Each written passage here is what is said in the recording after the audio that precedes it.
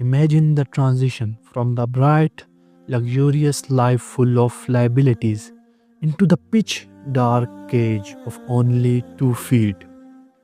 Allah warns all of us in the Holy Quran. Kullu nafsin dha'iqatul maut. Every soul shall taste death. This video is a reminder, a wake-up call about the night which we all are going to experience. But Allah knows when. About the night when we will be in pitch black darkness. About the night that is getting closer and closer as you breathe in a single molecule of oxygen. It is the first night in the grave. Dear viewers, death is a fact, or I would say the only fact, which is not denied even by a single conscious person, whether a believer or a non-believer. Remember, on that day our friends, family and relatives, even the most loving parents, will not accompany you in the pitch black dark, quiet and scary grave. Your relatives will take you to the grave, bury you. Some will be sad and some will be crying, but everyone will leave, even the parents, brothers and your children. According to the incantation of the Holy Prophet, when everyone leaves, there will be a squeeze that everybody in the grave will experience. But for the believers, it will be like the squeeze of the mothers that has met her beloved ones after long time, a very gentle and full of love. When the people are leaving, you will be allowed to hear their footsteps going away and leaving you alone. At this time, two angels will come and ask 3 questions from you. These 3 questions will be answered correctly only by those people who believed in Allah and followed His teachings. The questions will be: who's your Lord? What's your deen? Who is the messenger sent to you? If you passed the test, verdict of Allah will come with 5 grand tidings. First, the grave that to me and you looks like a small piece of 2 by 6 length will be furnished by Jannah. Secondly, you will be given clothes from Jannah, and the gate of Jannah will be opened for you in your grave. You will be able to smell the fragrance and feel the breeze of Jannah, and you will be delighted by the view of the beautiful and the magical Jannah. Next, the grave will be made spacious as far as you could see.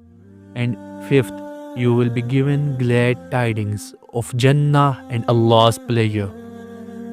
My dear brothers, you will be alone in that grave, and you know, according to the hadith of Prophet, what will be left with you?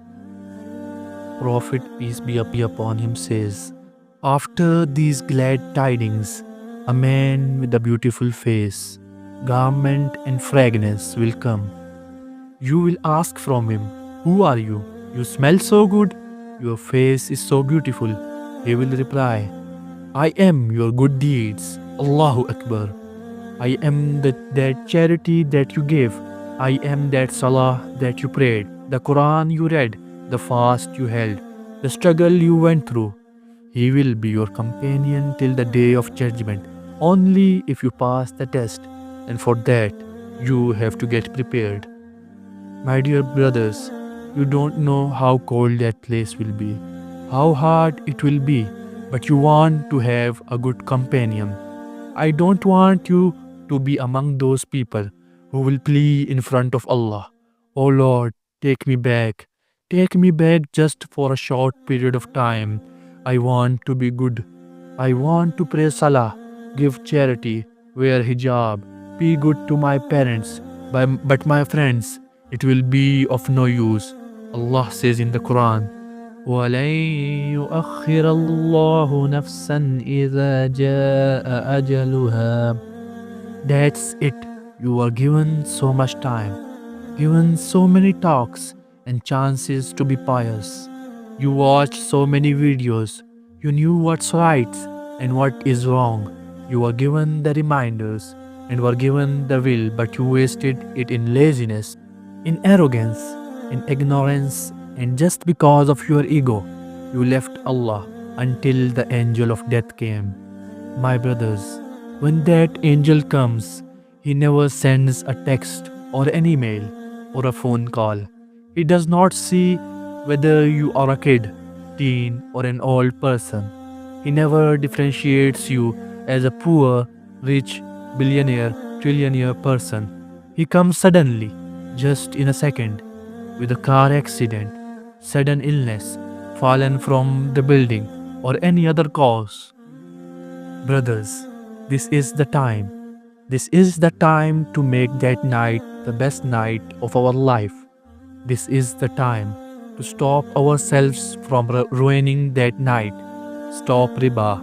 Stop the gambling. Stop the smoking. Stop infidelity. Stop the cheating or any other unethical act. Prophet Muhammad, peace be upon him, told us. Once, when he was walking next by a grave, he said, if this man in the grave was given two options to one to come back to the dunya and was told that he will own the dunya, and the second to pray 2 rakah. My brothers, what will you choose? Prophet said, he will pick 2 rakah over the whole world or dunya. This hadith is a reminder that once we tasted the brutal punishments of the grave, we will forget this worldly luxury and royalty